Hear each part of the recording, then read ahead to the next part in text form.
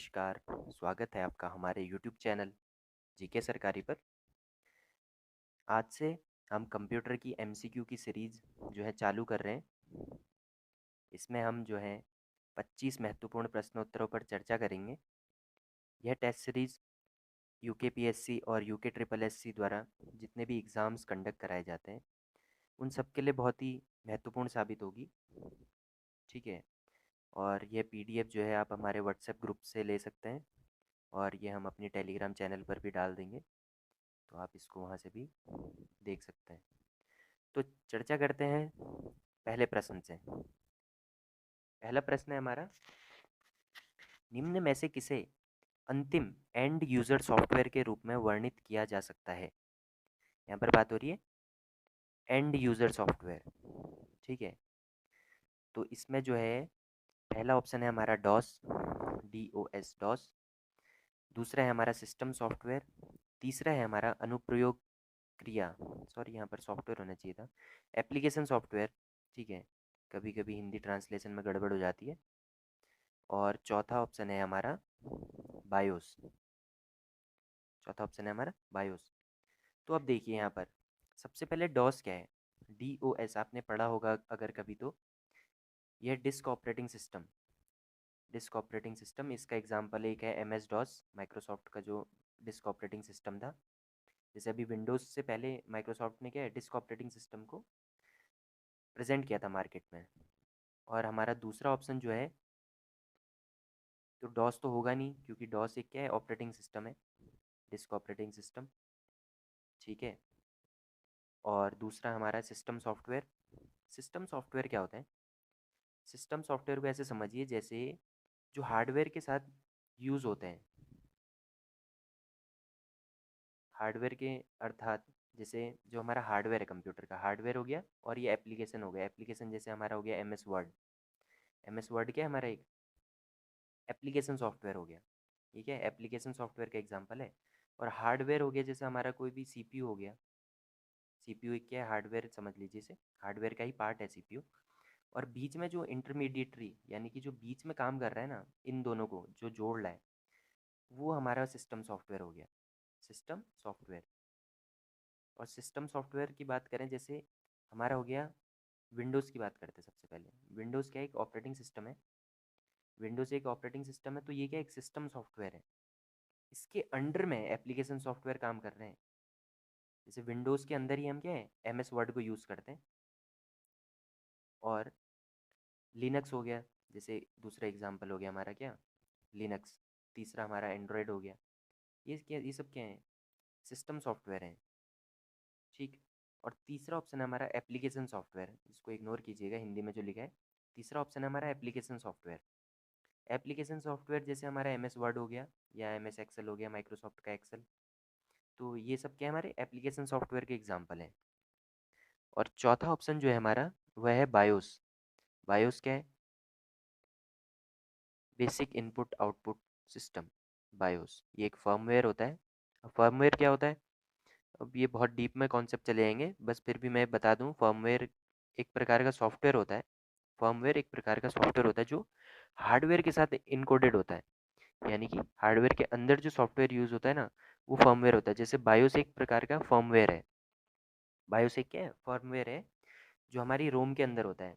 अब रोम क्या है, हमारी एक हार्डवेयर का पार्ट है ना रोम, रीड ओनली मेमोरी जो होता है।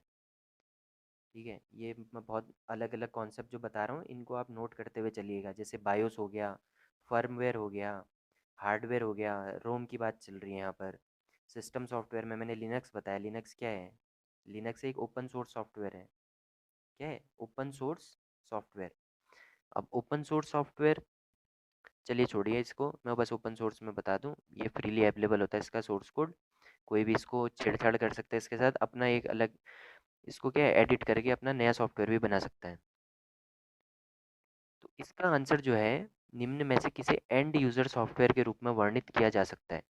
एंड यूज़र यानी कि अंतिम यूज़र, या बोले जो यूज़र जो है जिसके साथ इंटरेक्ट कर रहा है। यूज़र किसके साथ क्या इंटरेक्ट कर रहा है, जैसे हमारा कंप्यूटर है। हमारे कंप्यूटर में MS एक्सेल चल रहा है, हम एक्सेल पे कुछ काम कर रहे हैं। तो यहाँ पर क्या यूज़र इसके साथ काम कर रहा है, यूज़र डायरेक्टली क्या इसके साथ कनेक्टेड है। ना कि यूज़र इसके सीपीयू में कंप्यूटर के सीपीयू के साथ जुड़ा हुआ है। तो यहाँ ये होता है एंड यूज़र सॉफ्टवेयर। ठीक, तो यहाँ पर जो एप्लीकेशन सॉफ्टवेयर होता है, इसका ऑप्शन सी है आंसर। जो एप्लीकेशन सॉफ्टवेयर होता है जैसे एम एस वर्ड हो गया, एम एस एक्सेल हो गया, तो ये सब किसके उदाहरण हैं? एंड यूज़र सॉफ्टवेयर के। ठीक है, होप सो आपको ये समझ में आ गया। अगर समझ में नहीं आया तो आप कमेंट डाउन कर दीजिएगा, मैं उसको बिल्कुल एक्सप्लेन से उस कॉन्सेप्ट को समझा दूंगा। अब बात करते हैं दूसरे क्वेश्चन की। दूसरा क्वेश्चन है हमारा, दुनिया के सबसे बड़े नेटवर्कों का नेटवर्क कहा जाता है? नेटवर्कों का नेटवर्क किसे कहा जाता है? सबसे पहला है हमारा, दुनिया के सबसे बड़े नेटवर्कों का नेटवर्क किसे किसे कहा जाता है? तो ऑप्शन ए है हमारे पास वेब। वेब होता है, वर्ल्ड वाइड वेब की बात चल रही है यहाँ पर। ठीक है, world wide web. World wide web क्या होता है? वर्ल्ड वाइड वेब जो है, जो हाइपर लिंक्स होते हैं, हाइपर लिंक्स या यूआरएल जो होते हैं, उन सब का एक वो इंटरकनेक्टेड जिसमें होते हैं ना, वो वर्ल्ड वाइड वेब के थ्रू ही होते हैं। ठीक, और दूसरा जो है हमारा इंटरनेट। इंटरनेट क्या होता है? इंटरनेट होता है प्राइवेट नेटवर्क। इंटरनेट है हमारा प्राइवेट नेटवर्क। किसी भी ऑर्गेनाइजेशन जैसे कि एक स्कूल के अंदर या एक ऑफिस के अंदर जितने भी डिवाइसेस कनेक्ट हैं आपस में राउटर से, ये राउटर है हमारा, ये डिवाइस है कंप्यूटर 1, कंप्यूटर 2, कंप्यूटर 3, तो ये सब आपस में कनेक्टेड हैं, ये लोकल ही कनेक्टेड है, मतलब एक राउटर लगा है और ये आपस में ही नेटवर्क को शेयर कर रहे हैं, डाटा ट्रांसफ़र हो रहा है आपस में। तो ये हमारा क्या, इंटरनेट का एग्जांपल है, यानी कि प्राइवेट नेटवर्क का एग्जांपल है। ठीक, और तीसरा ऑप्शन जो है हमारा वो है वीपीएन। वीपीएन क्या होता है? Virtual private network. Virtual private network, priv लिखा है मैंने, सॉरी, पूरा लिख देता हूँ उसको, private, virtual private network. Virtual private network, अब वर्चुअल प्राइवेट नेटवर्क का यूज़ क्या होता है? वर्चुअल प्राइवेट नेटवर्क जो है, ये हमें डिवाइसेस से कनेक्ट करने में हेल्प करता है सर्वर से। जैसे आउट ऑफ कंट्री हम किसी भी सर्वर को एक्सेस कर सकते हैं अपने नेटवर्क, अपनी आईपी को हाइड करके, अपनी आईपी एड्रेस को। आईपी एड्रेस क्या होती है, इस पे मैं अलग से एक टॉपिक पे एक छोटी सी वीडियो बना दूंगा। ठीक, ऑप्शन डी है हमारा इंटरनेट। इंटरनेट जो है हमारा, इंटरनेट कनेक्टेड रहता है हमारा, मल्टीमीडिया हो गया या हाइपरलिंक्स तो हमारे वेब के थ्रू होते हैं। जैसे सर्वर्स हो गए, कंप्यूटर्स हो गए, सर्वर तो छोड़िए, मैं ज़्यादा टेक्निकल हो जा रहा हूँ, तो इसको बस ऐसे समझिए, जो कंप्यूटर आपस में कनेक्टेड रहते हैं पूरे देश दुनिया में, वो क्या एक नेटवर्क बनाते हैं, इंटरनेट यानी कि इंटर नेटवर्क जो है, इंटरकनेक्टेड नेटवर्क मतलब आपस में ही कनेक्टेड हैं ये सारे अलग अलग कंप्यूटर, जैसे एक अमेरिका में है, एक चाइना में समझिए, एक इंडिया में, तो ये आपस में कनेक्टेड है। ये क्या एक इंटरनेट का फॉर्मेशन कर रहे हैं, पर एक इंटरनेट बन रहा है, आपस में सारे डिवाइसेस कनेक्टेड हैं आपस में। तो इसका आंसर जो है ना, दुनिया के सबसे बड़े नेटवर्कों का नेटवर्क कहा जाता है किसको? इंटरनेट को। ठीक, तो इसका आंसर हो गया ऑप्शन डी हमारा, नेटवर्कों का नेटवर्क, इंटरनेट। ठीक है, अब बात करते हैं हमारा क्वेश्चन नंबर थर्ड। जो प्रश्न तीसरा है हमारा वह है, नोटबुक प्रणाली इकाइयों को कहा जाता है? नोटबुक प्रणाली इकाइयों को क्या कहा जाता है? ऑप्शन ए हमारा PDA. PDA personal, personal digital, personal digital network, personal digital network. Option B है हमारा लैपटॉप। ठीक, ऑप्शन थर्ड है हमारे पास डेस्कटॉप, और चौथा जो है वो हमारा टेप है। ठीक है, तो प्रश्न था हमारा, नोटबुक प्रणाली इकाइयों को इनमें से क्या कहा जाता है? तो इसका आंसर है पीडीए, पर्सनल डिजिटल असिस्टेंट। मैंने इसकी फुल फॉर्म आपको बता दी है। ठीक है, तो पर्सनल डिजिटल असिस्टेंट क्या होते हैं? ये 90s के टाइम पे बहुत पॉपुलर थे। इसमें हम क्या है, कुछ भी अपने नोट्स वगैरह लिख सकते थे, इनमें कैपेबिलिटी थी ये सब। तो इनको एज ए समझ सकते हैं, ये जो है आज के टाइम के स्मार्टफोन थे, तो स्मार्टफोन इनके बेसिस पे ही बने हैं। जो हम आज स्मार्टफोन यूज़ कर रहे हैं, उनके जो समझिए पिताजी या मतलब कि जो उनसे पूर्वज रहे हैं, वो यही थे, पीडीए। ठीक है, और अब बात करते हैं हम अपने चौथे प्रश्न की। चौथा प्रश्न हमारा, पर्सनल कंप्यूटर पर पहली इलेक्ट्रॉनिक वर्कशीट के रूप में जानी जाती थी? प्रश्न हमारा, पर्सनल कंप्यूटर पर पहली इलेक्ट्रॉनिक वर्कशीट के रूप में जानी जाती थी, या इस प्रश्न को ऐसे चेंज कर दीजिए कि जो पहला इलेक्ट्रॉनिक वर्कशीट जो या स्प्रेडशीट जो प्रोग्राम था उसका नाम क्या था। ठीक है, अब वर्कशीट या स्प्रेडशीट क्या होता है, पहले तो ये समझिए स्प्रेडशीट क्या होता है। स्प्रेडशीट सॉफ्टवेयर क्या होता है? स्प्रेडशीट सॉफ्टवेयर वो होते हैं जिनमें डेटा को टेबुलर फॉर्म में रखा जाता है। टेबुलर फॉर्म में बोले तो जैसे टेबल की फॉर्मेट में रखते हैं हम डेटा को स्टोर करके, ये हमारे कॉलम हो गए, ये हमारी रोज हो गई। तो रो और कॉलम को जिसमें हम डेटा को सेव करते हैं वो हमारे स्प्रेडशीट सॉफ्टवेयर होते हैं। ठीक, उसकी चर्चा मैंने बाद में की है। तो पहला जो हमारा अभी प्रश्न जो चल रहा है वो है, पर्सनल कंप्यूटर पर पहला जो इलेक्ट्रॉनिक वर्कशीट ये स्प्रेडशीट सॉफ्टवेयर जो था उसका नाम क्या था, उस सॉफ्टवेयर का नाम। ऑप्शन ए है हमारे पास विजिकैल्क। विजिकैल्क। ऑप्शन बी है हमारे पास माइक्रोसॉफ्ट एक्सेल। ठीक है, ऑप्शन सी है हमारे पास लोटस 123, और ऑप्शन डी है हमारे पास पीएचपी। ठीक, तो पहला जो वर्कशीट जो प्रोग्राम था स्प्रेडशीट सॉफ्टवेयर, सॉरी यहाँ पर ध्यान दीजिए, वर्कशीट और स्प्रेडशीट में बहुत फ़र्क है। ठीक है, वर्कशीट बोले तो एक सिंगल सीट पे जिस पर हम काम कर रहे हैं, वो मैं आगे समझाता हूँ वर्कशीट और स्प्रेडशीट क्या है। स्प्रेडशीट सॉफ्टवेयर है एक पूरा। ठीक, तो इसका आंसर जो है, इसका आंसर है विजिकैल्क। तो विजिकैल्क जो है पहला सॉफ्टवेयर था, स्प्रेडशीट सॉफ्टवेयर था। ठीक, अब मैंने आगे डिस्क्राइब भी किया है। जैसे स्प्रेडशीट प्रोग्राम क्या होता है मैंने बताया आपको अभी, टेबुलर फॉर्म में डेटा को स्टोर करके रखते हैं उसमें। ये टेबल एक पूरी टेबल है जिसमें रो, ये रो हो गई, ये हमारे पास कॉलम हो गए। और ये जो विजिकैल्क था ये एप्पल 2 कंप्यूटर के लिए बनाया गया था। ठीक है, और स्प्रेडशीट सॉफ्टवेयर क्या होता है मैंने आपको बता दिया, डेटा को क्या टेबुलर फॉर्मेट में स्टोर करके रखते हैं। और स्प्रेडशीट सॉफ्टवेयर जो है उनके एग्जांपल है हमारे पास, जैसे गूगल सीट हो गया। ठीक है, कभी आपने ओपन सोर्स पे काम किया हो तो एक लिब्रे ऑफिस आता है। ठीक है, तो लिब्रे ऑफिस में भी एक कैल्क करके एक अलग से सॉफ्टवेयर है। और जैसे हमारे पास मोस्टली जो यूज़ होता है वो क्या है, माइक्रोसॉफ्ट एक्सेल यूज़ होता है, जो आजकल लोग बहुत यूज़ करते हैं। जैसे ये हमारे पास माइक्रोसॉफ्ट एक्सेल, ये पूरा एक स्प्रेडशीट सॉफ्टवेयर है। ठीक है, अब ये जो यहाँ पे सीट 1 देख रहे हैं आप, यहाँ पे सीट 1, सीट 2, सीट 3, इनको हम बोलेंगे वर्कशीट। ठीक है, तो हम वर्कशीट, सीट 1, जो सीट 1 है वो क्या है, पहली वर्कशीट है। और हम पूरे इसको जितना भी ये 3 सीटों को अगर हम एक साथ सेव कर रहे हैं तो ये क्या है, पूरा एक वर्कबुक बनाएगा। क्या बनाएगा? वर्कबुक बनाएगा। ठीक, और स्प्रेडशीट सॉफ्टवेयर इस ये पूरा क्या है, एक्सेल एक स्प्रेडशीट सॉफ्टवेयर है। तो कभी आपके पास ऐसे क्वेश्चन भी आ सकता है कि निम्न में से स्प्रेडशीट सॉफ्टवेयर का नाम बताइए, तो उसमें कंफ्यूज नहीं होना है। स्प्रेडशीट सॉफ्टवेयर एक है, एम एस एक्सेल हो गया, गूगल सीट हो गया, ये स्प्रेडशीट सॉफ्टवेयर के एग्जाम्पल हैं। ठीक है, कोई भी दिक्कत होती है कंप्यूटर से रिलेटेड इस टेस्ट सीरीज में से तो आप में हमें कमेंट कर दीजिए, हम उसको और एक्सप्लेन करके हम आपको समझा देंगे। पांचवा क्वेश्चन है हमारा, कंप्यूटर को बताता है प्रोग्राम निर्देश को कैसे अंजाम दें।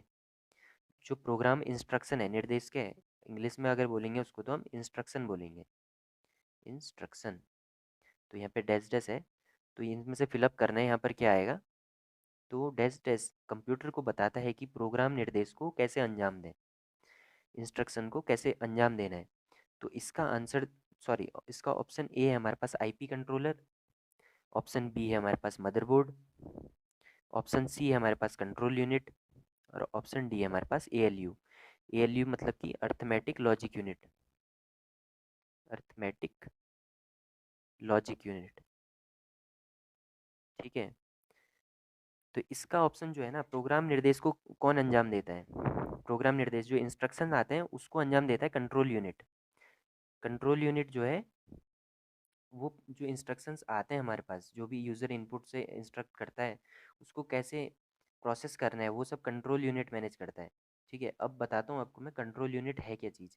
और मदरबोर्ड और ये एएलयू, मदरबोर्ड क्या है, मदरबोर्ड आपने कभी कंप्यूटर खोल के देखा होगा तो उसमें आपको ऐसा बड़ा सा पीसीबी दिखता होगा, प्रिंटेड सर्किट बोर्ड जिसे बोलते हैं, हरे कलर का, जिसमें क्या है सीपीयू लगा रहता है, सीपीयू का स्पेस लगा रहता है, उसमें सीपीयू क्या है एक अलग से पार्ट लगता है, वीडियो ग्राफिक कार्ड लगता है, और भी बहुत सारी जैसे रैम लगती हैं, हीट सिंक और फैन वगैरह सब चीज़ें इसमें अटैच होती हैं। तो वो हमारा पूरा एक मदरबोर्ड है। ठीक है, और कंट्रोल यूनिट और एएलयू जो है ना, जो हमारा सीपीयू होता है, कभी आपने सीपीयू देखा हो, जैसे इंटेल लिखा रहता है ना किसी चीज़ में, आपने कभी खोल के देखा होगा, इंटेल हो गया या फिर राइजन देखा होगा आपने, इंटेल हो गया, राइजन हो गया, तो ये हमारे क्या एक सीपीयू हैं। हम एक सीपीयू को, जैसे ये इंटेल का है, तो ये जो है ना, ये तो हमारा फिजिकल फॉर्मेट हो गया, इंट जो हमें सामने दिख गया। अब ये जो सीपीयू होता है, ये 3 पोर्शन में लॉजिकली बटा है। लॉजिकली मतलब उसके काम करने के तरीक़ों से 3 तरीक़ों से बटा हुआ है।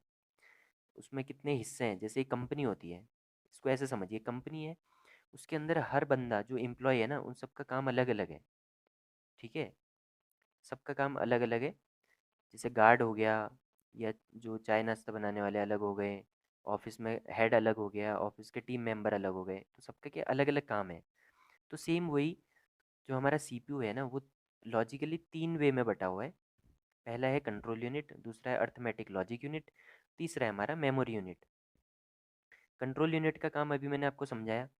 कंट्रोल यूनिट का काम है हमारा, जो इंस्ट्रक्शन आते हैं यूज़र के थ्रू, जो भी इनपुट से आता है, जैसे हमने के प्रेस किया कीबोर्ड में, तो वो क्या एक इनपुट है, के प्रेस किया तो वो यहाँ गया, फिर उसने बताया फिर उसको पता चला कि मेरे को के से करना क्या है, तो वो क्या कंट्रोल यूनिट मैनेज करता है, ठीक है। और एएलयू जो है, अर्थमेटिक एंड लॉजिक यूनिट जो है, ये मैनेज करता है कैलकुलेशंस को लेके, प्लस माइनस जितनी भी चीज़ें हैं, ठीक है। और मेमोरी यूनिट जो है हमारी रैम रैम से रिलेटेड होती है, ये रैम को मैनेज करता है, और आसपास जितना भी मेमोरी से रिलेटेड चीज़ें होती है वो मेमोरी यूनिट हैंडल करता है। तो होप सो आपको ये समझ में आया होगा कॉन्सेप्ट भी, कि सीपीयू के कितने पार्ट्स में डिवाइड होता है, और कंट्रोल यूनिट का काम ये होता है प्रोग्राम को निर्देश कैसे अंजाम देना है, यानी कि इंस्ट्रक्शन को कैसे फॉलो करना है। एएलयू में हमारी कैलकुलेशंस होती हैं, और मेमोरी यूनिट मैंने आपको बता दिया, मेमोरी से रिलेटेड काम होता है उसमें, सारी चीज़ें इसमें हैंडल होती हैं, ठीक। अब बात करते हैं अगले क्वेश्चन की। अगला क्वेश्चन हमारा छठा, निम्न में से कौन सा पहला नेटवर्क था? सबसे पहला नेटवर्क था हमारा, ऑप्शन ए है हमारे पास सी एस नेट, बी है हमारा N F S net, sorry NFS net, तीसरा है हमारा आंस नेट या ANS नेट बोल सकते हो, और चौथा ऑप्शन है हमारे पास अर्पा नेट, ठीक है, अर्पा नेट। तो जो दुनिया का पहला नेटवर्क था, उस वो था हमारा अर्पा नेट, ठीक है। तो इसका आंसर हो गया हमारा डी।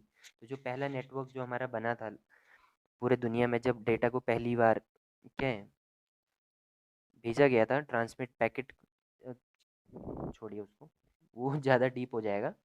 खैर फिर भी आप इतना समझिए कि जब डेटा को ट्रांसफ़र किया गया पहली बार इंटरनेट के थ्रू, तो वो क्या है, इस नेटवर्क के थ्रू किया गया था, अर्पानेट का, ठीक है।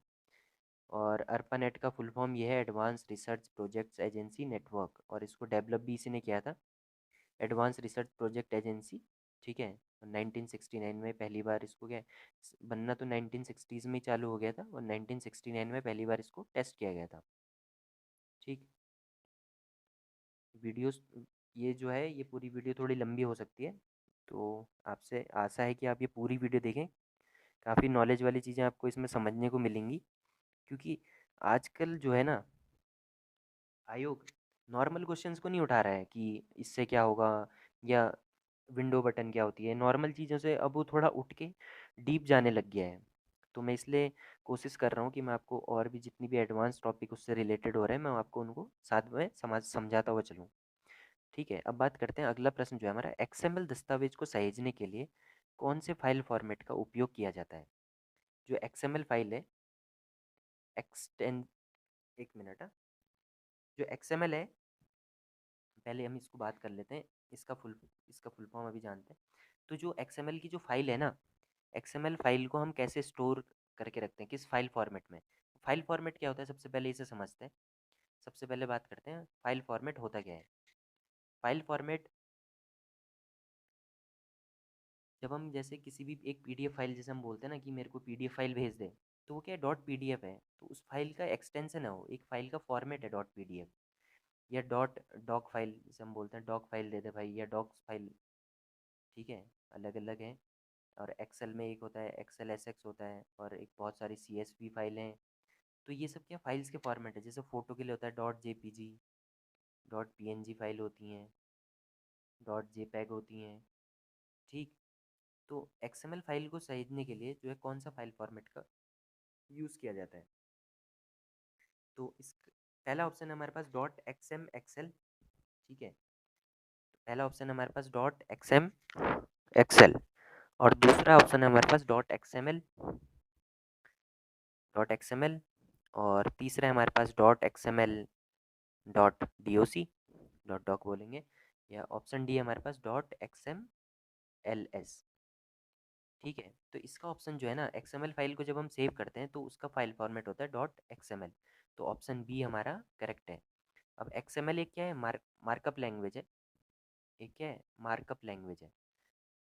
ठीक, कभी आपको ऑप्शन में भी आ सकता है, जैसे HTML का आपने नाम सुना होगा, HTML भी एक मार्कअप लैंग्वेज है, और वैसी XML भी, जैसे एक्सटेंडेड मार्कअप लैंग्वेज, ठीक है, या एक्सटेंसिबल मार्कअप लैंग्वेज। ठीक है, तो ये क्या मार्कअप लैंग्वेज क्या होती है? मार्कअप लैंग्वेज हम डेटा को इसमें स्टोर करके रख सकते हैं और उस फॉर्मेट में हम उसको शेयर भी कर सकते हैं, तो मार्कअप लैंग्वेज वो होती है। आप इसको याद करिए, याद करके रखिएगा।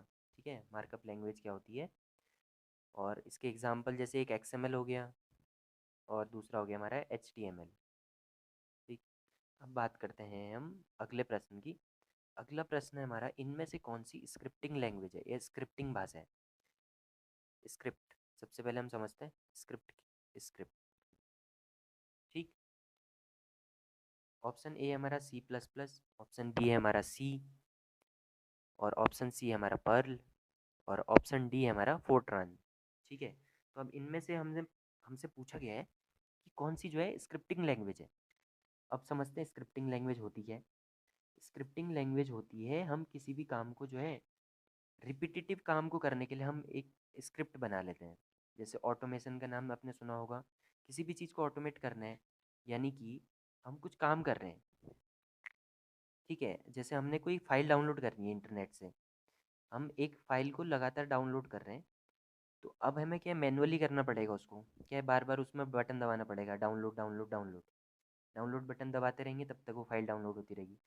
लेकिन अगर हम वही काम, हम एक स्क्रिप्ट बना लें, एक कोड लिख लें, एक ऐसा कोड लिख लें जिससे हमें बार बार वो डाउनलोड बटन ना दबाना पड़े, और वो खुद ब खुद फाइल के ऑटोमेटिकली डाउनलोड होती रहे, हम जितनी बार सेट करेंगे उस स्क्रिप्ट में। ठीक है, तो यहाँ पर हमारा फ़ायदा क्या होगा, हमारा टाइम बचेगा, और हमें एक ही काम को कंटिन्यूसली नहीं करना पड़ेगा। तो स्क्रिप्टिंग लैंग्वेज का यूज़ ये होता है। तो ऑप्शन सी यहाँ पर सही है, पर्ल। जो पर्ल प्रोग्रामिंग लैंग्वेज है वो इन चारों में से एक स्क्रिप्टिंग लैंग्वेज है, और बाकी की जो तीन है, C++, सी और फोर्ट्रान, ये हाई लेवल लैंग्वेज है। हाई लेवल लैंग्वेज जो होती हैं उसमें प्रोग्राम जो है ना, एक होती है हाई लेवल लैंग्वेज, एक है हमारा हाई लेवल लैंग्वेज, एक होती है हमारी लो लेवल लैंग्वेज, एक वैसे मिड लेवल लैंग्वेज भी होती है जिसमें इन दोनों के गुण होते हैं, जो क्या दोनों के काम कर सकती है। हाई के भी फीचर हो सकते हैं उसमें, लो के भी फीचर हो सकते हैं। और एक स्क्रिप्टिंग लैंग्वेज होती है, और स्क्रिप्टिंग लैंग्वेज के पहले एग्जांपल बता देता हूँ आपको, सॉरी। जैसे पाइथन हो गया, पाइथन, जावास्क्रिप्ट, और मैंने आपको बताया पर्ल, ये तीन क्या है, स्क्रिप्टिंग लैंग्वेज के एग्जांपल्स हैं। ठीक, और हाई लेवल लैंग्वेज अब मैं बताता हूँ आपको। हाई लेवल लैंग्वेज में क्या होता है, हाई लेवल लैंग्वेज में समझिए, इसके लिए लगेगा एक कंपाइलर या फिर एक इंटरप्रेटर, एक इंटरप्रेटर लगेगा। क्यों देखिए, सबसे पहले मैं आपको समझाता हूँ। इसमें बहुत सारे तीन चार कॉन्सेप्ट समझने पड़ेंगे आपको। पहला है हमारा हाई लेवल लैंग्वेज। देखिए, हाई लेवल लैंग्वेज समझिए, जैसे हमने कोड लिखा C++ में, C++ में हमने कुछ भी लिख दिया, हमें, सॉरी, हमने एक कोड बना लिया कि हमें क्या है, 2+2 को जोड़ना है, या हमें दो नंबर्स को जोड़ना है, ए और बी को जोड़ना है, ये हमने एक प्रोग्राम बना लिया। अब ये प्रोग्राम जो है, कंप्यूटर तो अपनी भाषा, कंप्यूटर की भाषा क्या होती है, बाइनरी लैंग्वेज होती है। कंप्यूटर क्या है, ABCD तो समझेगा नहीं, तो कंप्यूटर को क्या है, बाइनरी भाषा समझ में आती है। बाइनरी भाषा क्या होती है, 0 और 1 की भाषा समझता है, बस ऑन या ऑफ। ठीक है, तो ऑन या ऑफ की भाषा समझता तो उसे तो पता ही नहीं भाई ए और बी होता क्या है। और ए और बी जो है इंसान को समझ में आता है, क्योंकि इंसान जो है 0 1 में ज़्यादा कैलकुलेशन नहीं कर सकता ना। 0 और 1 में कितनी ज़्यादा कैलकुलेशन कर लेगा एक एक नॉर्मल इंसान, तो इसलिए जो है यहाँ पर बीच में कंपाइलर का यूज़ होता है, कंपाइलर या फिर इंटरप्रेटर। अब वो अलग अलग लैंग्वेज अलग अलग चीज़ें यूज़ करती हैं, कंपाइलर हो या फिर इंटरप्रेटर। जैसे सी की बात करते हैं, सी प्रोग्राम या सी प्लस प्लस की, तो ये यूज़ करता है कंपाइलर का यूज़ करेगा। तो जो हमने कोड लिखा ना ए प्लस बी को जोड़ना करके, तो वो कंपाइलर के पास जाएगा सबसे पहले, और कंपाइलर ने उस पूरे डेटा को, जितना भी हमने इंग्लिश में लिखा है, हमने तो ये लिखा ना ए प्लस बी को जोड़ना करके, तो उसको उठा के कंपाइलर क्या है, ट्रांसलेट करेगा कंप्यूटर की भाषा में। उसको बोलेंगे मशीन लेवल कोड बोलेंगे, या फिर लो लेवल पे उसने उसको कन्वर्ट कर दिया। तो जब कन्वर्ट कर दिया तो भाई हमारा भी काम बन गया, एक एक नॉर्मल इंसान ने ए प्लस बी में जल्दी से काम निपटा दिया, और कंपाइलर के थ्रू बीच में उस ए प्लस बी को कन्वर्ट कर दिया मशीन लैंग्वेज में, तो कंप्यूटर को भी समझ में आ गया। क्योंकि वो जो ए प्लस बी था ना, हमारा जो कोड लिखा हुआ था, वो कंप्यूटर की भाषा में क्या है, कन्वर्ट हो गया। अब देखिए, कंपाइलर और इंटरप्रेटर जो है ना, अलग अलग चीज़ें होती हैं। कंपाइलर और इंटरप्रेटर, कंपाइलर में जो होता है ना, पूरा का पूरा कोड जो हमने लिखा वो एक ही बार में कन्वर्ट हो गया मशीन लैंग्वेज में, बाइनरी में लैंग्वेज में कन्वर्ट हो गया।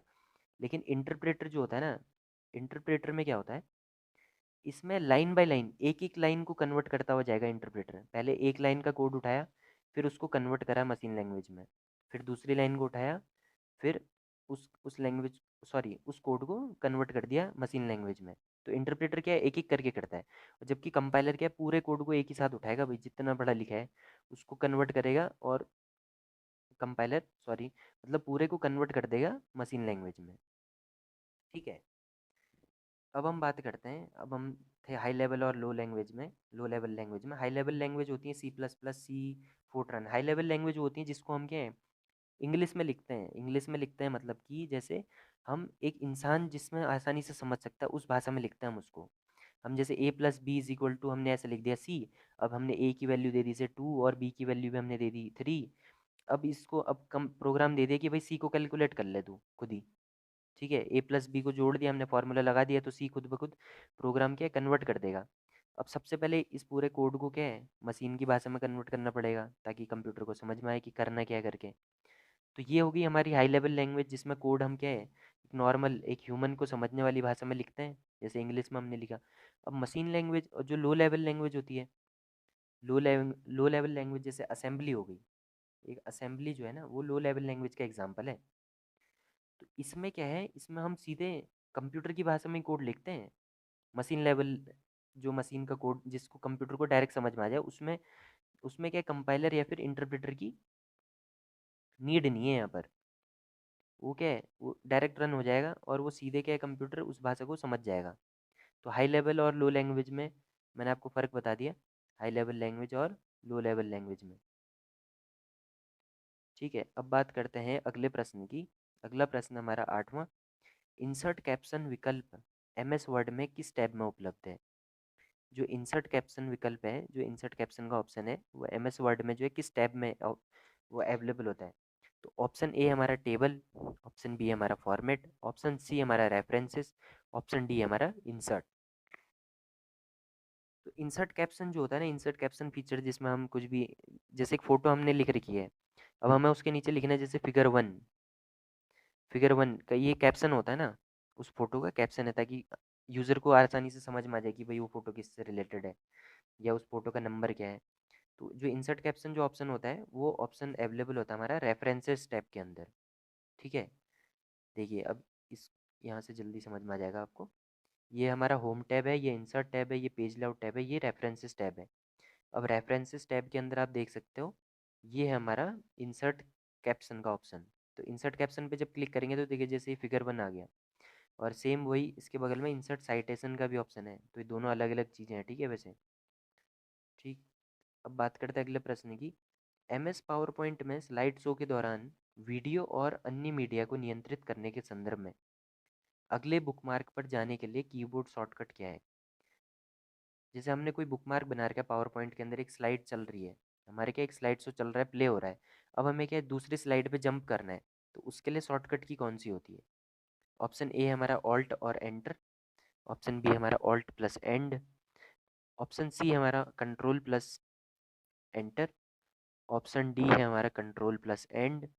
ठीक है, तो हम स्लाइड में एमएस एमएस पावर पॉइंट में स्लाइड्स में जंप करने के लिए शॉर्टकट की जो यूज़ होती है, वो होती है हमारी ऑल्ट और एंड की। तो ऑल्ट और एंड जब आप प्रेस करेंगे तो आप अगली स्लाइड में स्विच हो जाएंगे जो आपने बुक मार्क की होगी। ठीक है, अब बात करते हैं 11वें क्वेश्चन की। तो 11वां क्वेश्चन जो है वह है, निम्न में से कौन सा किसी कंप्यूटर में पोर्टेबल स्टोरेज डिवाइस है। Portable, portable storage and portable का अर्थ है इधर उधर ले जा सकते हैं जिसको। ठीक है, जैसे पीसी हो गया, वो तो पर्सनल कंप्यूटर हो गया। अब पोर्टेबल जैसे हम किसी चीज़ को क्या है उठा के ले जा सकते हैं, इधर उधर आराम से कैरी कर सकते हैं। तो यहाँ पे कंफ्यूज नहीं होना है पीसी और पोर्टेबल स्टोरेज में। पहला ऑप्शन जो है हमारा वो है सीपीयू, ऑप्शन बी हमारा कीबोर्ड, ऑप्शन सी है हमारा पेन ड्राइव, ऑप्शन डी हमारा ट्रैक बॉल। तो यहाँ पे बात चल रही पर्सनल स्टोरेज डिवाइस की। स्टोरेज यानी कि जिसमें हम डेटा को स्टोर करके रख सकते हैं। पोर्टेबल स्टोरेज डिवाइस है तो इसका आंसर हमारा ऑप्शन सी पेन ड्राइव, जिसको हम फ्लैश ड्राइव भी बोलते हैं या थंब ड्राइव भी बोलते हैं। तो पेन ड्राइव क्या है, एक पोर्टेबल स्टोरेज डिवाइस का ऑप्शन है, सॉरी एग्जाम्पल है पोर्टेबल स्टोरेज डिवाइस का। ठीक, अब बात करते हैं हम अगले प्रश्न की। अगला प्रश्न हमारा 12वां, एक रिमोट कंप्यूटर से अपने कंप्यूटर में फाइल कॉपी करने की प्रक्रिया को क्या कहा जाता है। एक रिमोट कंप्यूटर से अपने कंप्यूटर में फाइल कॉपी करने की प्रक्रिया को क्या कहा जाता है। हमारे पास एक कंप्यूटर है, हम इस कंप्यूटर में से एक फाइल को डाउन, दूसरा कंप्यूटर है हमारे पास, वो हमारे पास नहीं है, जैसे मान लीजिए वो हमारे दूसरे दोस्त के पास है। अब हमने इससे रिक्वेस्ट की भाई मेरे को ये फाइल चाहिए।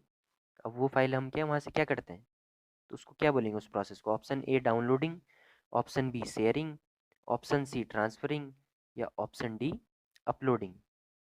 ठीक है, तो इसका आंसर जो होगा वो होगा डाउनलोडिंग। जैसे हम अपने कंप्यूटर में बैठ के या अपने फ़ोन में हम क्या है कुछ पीडीएफ फाइल डाउनलोड करते हैं, तो वो क्या है, वो प्रोसेस ही डाउनलोडिंग की है। और यहाँ पे हम क्या कर रहे हैं दूसरे कंप्यूटर से, जिसको हम सर्वर भी बोलते हैं, ऑनलाइन जैसे हम किसी भी वेबसाइट से हम कोई पीडीएफ डाउनलोड कर रहे हैं, कुछ डाउनलोड कर रहे हैं, वहाँ पर क्या हो रहा है, रिमोट कंप्यूटर है, यानी कि वो भी एक कंप्यूटर है कहीं पर रखा हुआ है स्टोर करके, उसके अंदर वो पीडीएफ फाइल वहाँ पर स्टोर करके रखी गई है, जिसको हम यहाँ पे डाउनलोड कर रहे हैं। ठीक, तो आपको ये समझ में आ गया, तो उस प्रोसेस को ही डाउनलोडिंग कहते हैं। और अगला प्रश्न हमारा, कंप्यूटर नेटवर्क में पैन का अर्थ क्या है। पैन, ठीक है, पहला ऑप्शन हमारा private area network, option B है हमारा public area network, option C है हमारा पर्सनल एरिया नेटवर्क, या ऑप्शन डी है हमारा प्रोटेक्टेड एरिया नेटवर्क। तो इसका आंसर जो है ना, पैन का जो कंप्यूटर नेटवर्किंग में जो पैन का वो है फुल फॉर्म, तो वो है पर्सनल एरिया नेटवर्क। ठीक है, अब नेटवर्क हुए ना बहुत टाइप के होते हैं, जैसे एक हो गया पैन पर्सनल एरिया नेटवर्क, एक हो गया लैन लोकल एरिया नेटवर्क, एक हो गया W LAN wireless local area network, एक हो गया हमारा मैन मेट्रोपॉलिटन एरिया नेटवर्क। ठीक, अब ऐसे ही क्या बोलते हैं, एक वैन होता है वाइड एरिया नेटवर्क। ठीक है, तो पैन का अर्थ जो होता है वो होता है पर्सनल एरिया नेटवर्क। अब बात करते हैं अगले प्रश्न की, वो है पुराने प्रिंटर को जोड़ने के लिए किस पोर्ट का उपयोग किया जाता है।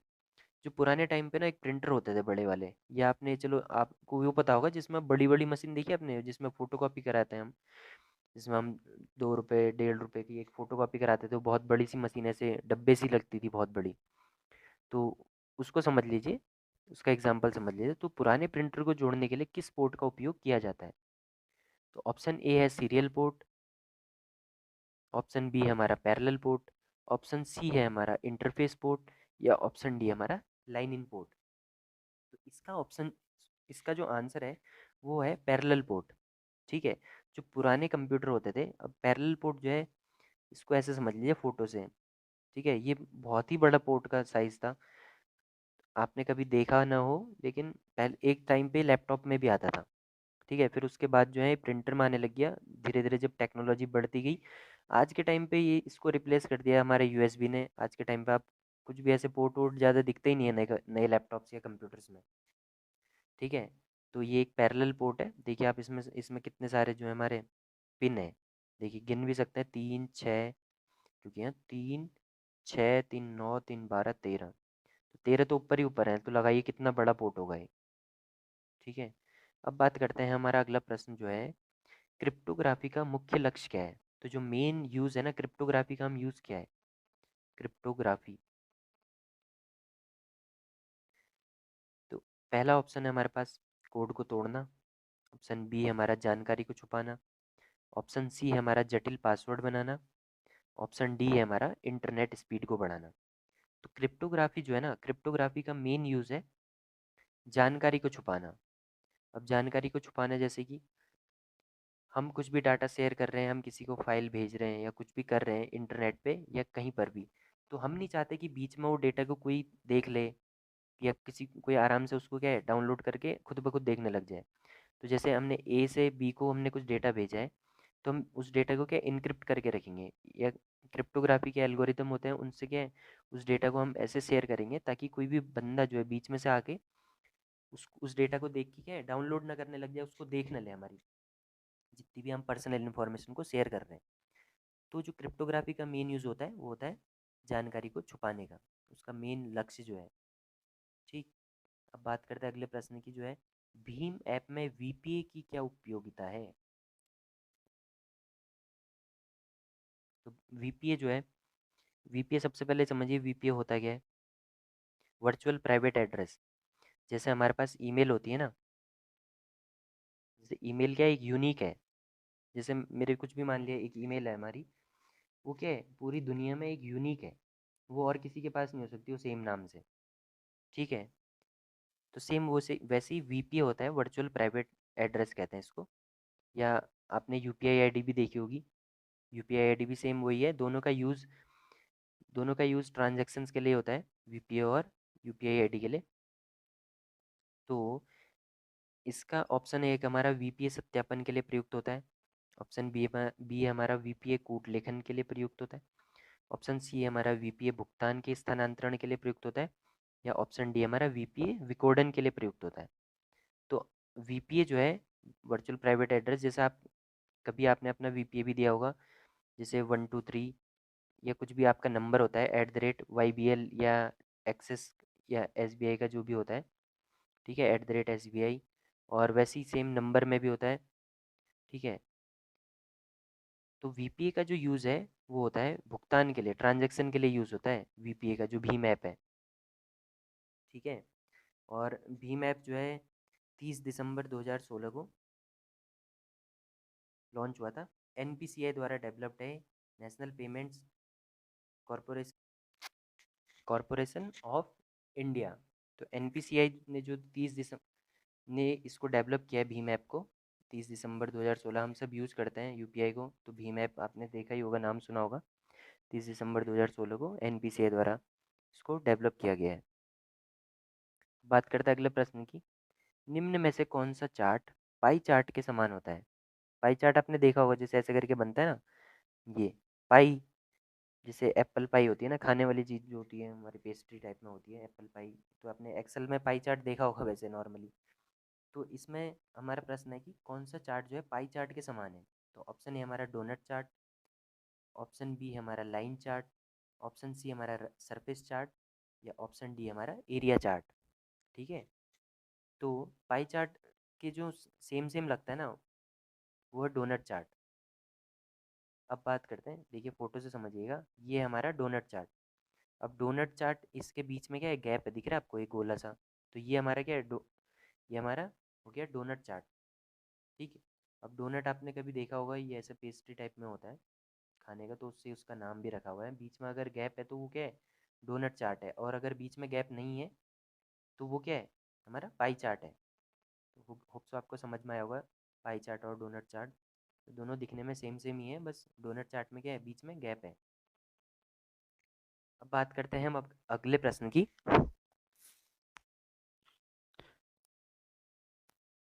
अगला प्रश्न हमारा डैश डैश कंपनियों को अधिक कुशलता से विज्ञापन करने में मदद करने के लिए व्यक्तियों की इंटरनेट गतिविधियों और आदतों पर नज़र रखता है।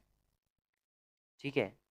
कंपनियों को अधिक कुशलता से विज्ञापन करने में मदद करने के लिए व्यक्तियों की इंटरनेट गतिविधियों और आदतों पर नज़र रखता है।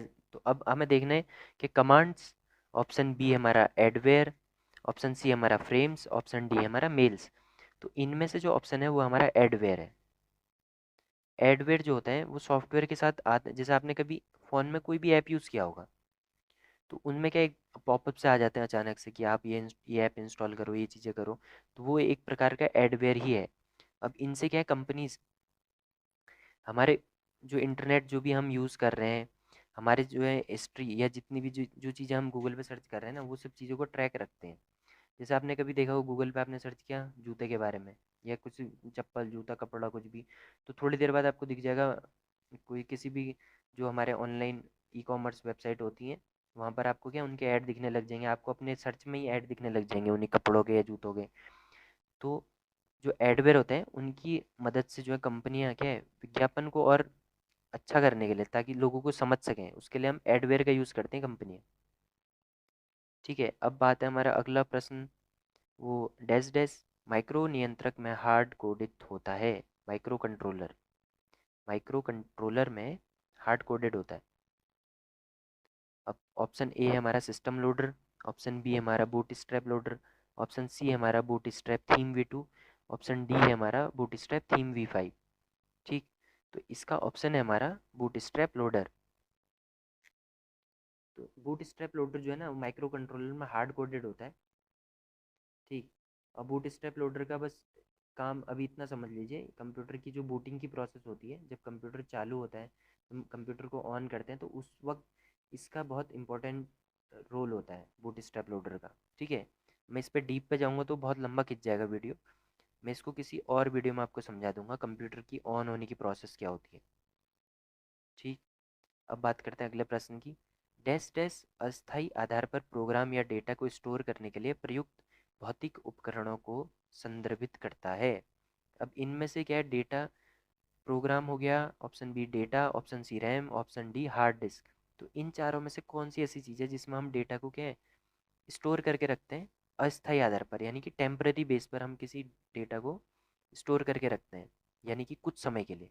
ठीक है, कुछ समय के लिए डेटा इनमें से किस में स्टोर करके रख सकते हैं। तो इसका ऑप्शन जो होता है वो होता है रैम। जैसे कि आपको पता होगा कि रैम में हम क्या टेम्पररी डेटा को स्टोर करके रखते हैं। ठीक है, वो क्या है वॉलेटाइल मेमोरी जिसको कहते हैं ना इंग्लिश में, वॉलेटाइल मेमोरी। इसमें डेटा को हम कुछ टाइम के लिए रखते हैं डेटा को, और फिर जैसे हम कंप्यूटर को या पावर सप्लाई जैसे कंप्यूटर को बंद कर देते हैं, तो रैम में जितना भी डेटा स्टोर रहता है वो सब क्या है डिलीट हो जाता है। अब बात करते हैं अगले प्रश्न की। सीडी, डीवीडी और ब्लू रे डिस्क में प्रमुख स्टोरेज टेक्निक या तकनीक कौन सी है। Option A magnetic storage, option B हमारा solid state storage, option C हमारा ऑप्टिकल स्टोरेज, या ऑप्शन डी हमारा इलेक्ट्रॉन बीम स्टोरेज। तो जो आपने देखी होंगी कभी सीडी या डीवीडी पहले के टाइम पे क्या है मूवीज़ आती थी उसके अंदर। ठीक, तो उनमें क्या कौन सी टेक्नोलॉजी का यूज़ होता है। ऑप्शन ए जो हमारा मैग्नेटिक स्टोरेज तो नहीं हो सकता, मैग्नेटिक स्टोरेज जो है हार्ड हार्ड ड्राइव में होता है। हार्ड ड्राइव आपने देखी होंगी कभी, तो हार्ड ड्राइव में क्या है मैग्नेटिक स्टोरेज का यूज़ होता है। और जो ऑप्शन भी है ना सॉलिड स्टेट स्टोरेज, तो सॉलिड स्टेट स्टोरेज जो है ये हमारा जैसे पेन ड्राइव है उसमें भी क्या सॉलिड स्टेट स्टोरेज टेक्निक का यूज़ होता है। और आपने एसएसडी अगर नाम सुना होगा सॉलिड स्टेट ड्राइव, उसमें भी क्या है सॉलिड स्टेट स्टोरेज का यूज़ होता है।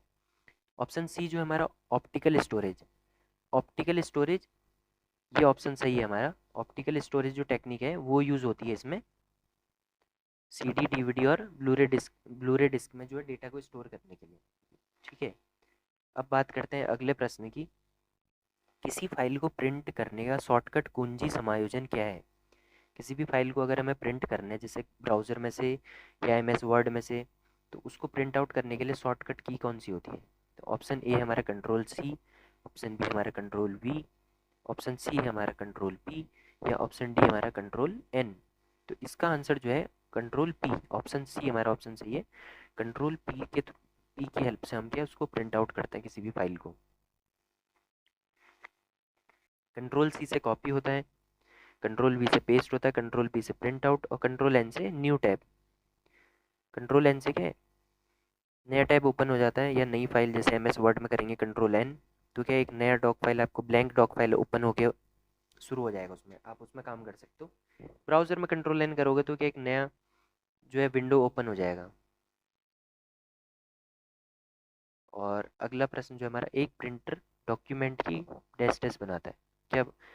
Option A soft copy, option B हमारा हार्ड कॉपी, ऑप्शन सी हमारा इलेक्ट्रॉनिक कॉपी, ऑप्शन डी हमारा डिजिटल कॉपी। तो जो प्रिंटर है ना, प्रिंटर से हम क्या करते हैं, प्रिंट आउट जो निकालते हैं वो किसका एग्जाम्पल है, एक हार्ड कॉपी का एग्जाम्पल है। सॉफ्ट कॉपी हो गई हमारी, जैसे कोई पीडीएफ फाइल रखी है हमारे फ़ोन में, वो क्या एक सॉफ्ट कॉपी है। और हार्ड कॉपी यानी कि हम प्रिंट आउट निकलवाते हैं तो A4 शीट जब हमारे पास आ जाती है वो क्या एक हार्ड कॉपी है। ठीक, अब बात करते हैं अगले प्रश्न की। तो अगला प्रश्न है, एमएस वर्ड में निम्न में से किस चेंज केस विकल्प का उपयोग किसी चयनित पाठ में अक्षरों का केसिंग उलटने के लिए किया जाता है। अब क्वेश्चन को ध्यान से समझिए। चेंज केस का ऑप्शन आपने कभी एमएस वर्ड पे काम किया होगा। तो एमएस वर्ड में हम चेंज केस करते हैं, यानी कि A B C D, अगर हम इसका केस चेंज कर सकते हैं ना, तो ऑप्शन होते हैं उसमें बहुत सारे, जैसे लोअर केस, अपर केस और टॉगल केस, सेंटेंस केस। तो इनमें से आपको बताना है कि किसकी हेल्प से हम किसी भी, जैसे ए लिखा है, ABCD लिखा है, हम इनमें से क्या प्रेस करें कि वो इस टेक्स्ट को बिल्कुल उल्टा बना दे, जैसे ABCD कैपिटल कर दे, या हमारे पास कैपिटल में है ABCD तो उसको क्या है, उसको कन्वर्ट कर दे ABCD स्मॉल लेटर में। तो प्रश्न दोबारा देखिए, निम्न में से किस चेंज केस विकल्प का उपयोग किसी चयनित पाठ में अक्षरों का केसिंग उलटने के लिए, अक्षरों का क्या है, हम केस उलट रहे हैं ना, बिल्कुल कैपिटल को स्मॉल कर रहे हैं या स्मॉल को हम कैपिटल कर सकते हैं उसकी हेल्प से। तो इसका आंसर है ऑप्शन डी, टॉगल केस। ठीक है, देखिए इसमें लिखा ऐसे बनाए भी हमने इसी तरीके से, उसको टाइप भी। तो टॉगल केस जो होता है उसकी हेल्प से हम क्या, किसी भी टेक्स्ट जैसे ABCD लिखा हुआ है, ABCD, तो उस टॉगल केस में अगर इसको सेलेक्ट करके कन्वर्ट करेंगे तो हो जाएगा ABCD कैपिटल में। ठीक, जैसे ये हमारा हेलो एवरीवन में ये लिखा हुआ है हेलो एवरीवन, इसमें H कैपिटल है, E कैपिटल है। अब हम टॉगल केस को ऑन करेंगे ना, तो ये सब उल्टा हो जाएगा, जो स्मॉल h है, जो सॉरी जो बड़ा H था कैपिटल में वो स्मॉल में हो गया, कैपिटल E था वो स्मॉल में हो गया, बाकी ये सब स्मॉल लेटर में थे तो ये सब क्या है, कैपिटल हो गए। ठीक है, तो ये जैसे हमारा होम टैब के अंदर यहाँ पर आता है ये ऑप्शन। ठीक है, चेंज केस का, इसमें ऑप्शन होता है हमारे sentence case, lower case, upper case, capitalize each word और टॉगल केस का। ठीक है, तो इसी के साथ ये सीरीज की पहली वीडियो जो हमारी कंप्यूटर पे, ये हमारी पूरी हुई। होप सो आपको समझ में आई होगी। वीडियो काफ़ी लंबा खिंच गया, लेकिन इसमें मैंने बहुत डीपली कॉन्सेप्ट को समझाया है।